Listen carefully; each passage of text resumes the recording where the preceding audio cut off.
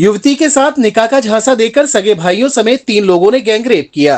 खबर बदायूं से।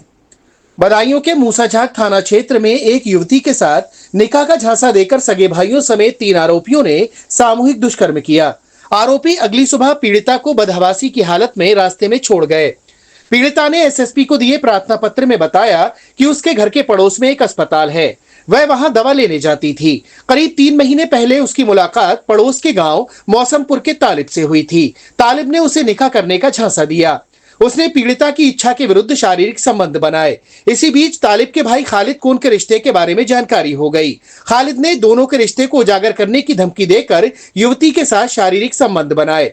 पीड़िता ने इसकी शिकायत तालिब से की, लेकिन तालिब ने अपने भाई से कुछ नहीं कहा। पीड़िता ने बताया कि 25 जुलाई की रात 9 बजे तालिब के कहने पर वह खालिद के साथ उसके गांव मौसमपुर गई। ना हुई है आपके साथ?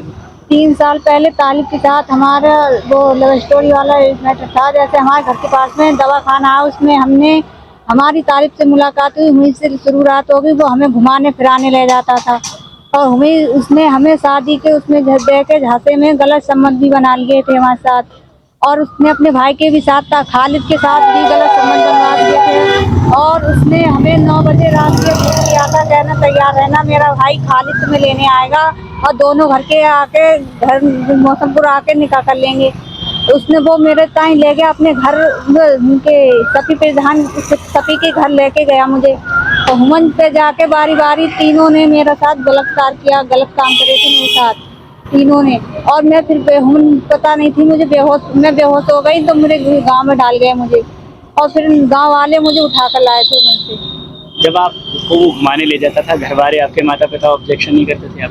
तो घर वाले होते नहीं थे तब चले जाते थे उसके साथ। हम थाने गई आप? थाने गए थे, उन्होंने कोई सुनवाई नहीं की थी। चिल्ला धमका के हमें उनसे भगा दिया। कब की घटना है ये? 25 तारीख की। आज आप एसएसपी से मिले हैं, क्या आश्वासन मिला है यहाँ से? ये बोला कि आपके लिए इंसाफ मिलेगा, आप हम जाइए थाने में। क्या चाहते हैं आप? हम चाहते हैं कि देखो हमें इंसाफ मिलना चाहिए। वहां तालिब और खालिद उसे निकाह करने का झांसा देकर अपने दोस्त शफीक के घर ले गए।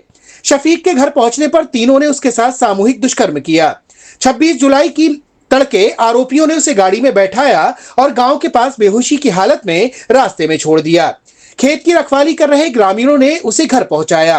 पुलिस ने शुरू में कार्रवाई की। अब एसएसपी के आदेश पर पुलिस ने तीनों आरोपियों के खिलाफ सामूहिक दुष्कर्म की धारा में रिपोर्ट दर्ज कर जांच शुरू कर दी है। मूसाझाक एसओ मान बहादुर सिंह ने बताया कि पीड़िता की तहरीर पर 3 के खिलाफ सामूहिक दुष्कर्म की धारा में रिपोर्ट दर्ज की गई है। पुलिस ने पीड़िता को मेडिकल परीक्षण के लिए भेजा है और आरोपियों की तलाश में जुट गई है। के साथ आपके क्या घटना हुई है, क्यों यहाँ आना हुआ? हम चले गए बरेली जाने के बाद में उसे पता लगा कि वो घर पर नहीं है। उसने आके मेरे घर में आके घुस गया। वो घुस जाने के बाद में मेरे लौंडिया से मतलब गलत संबंध करा। मैंने उसको वहाँ से आई, मैं बरेली से आई तो मैं वहाँ पर पंचायत लेके गई थी। तो किसी ने मतलब पंचायत मेरी सही नहीं करी थी। मेरा शौहर घर पर नहीं है, मैं इकल्ली राण पेवा औरत, मैं बताओ मेरी कोई सुनवाई नहीं आ रही है।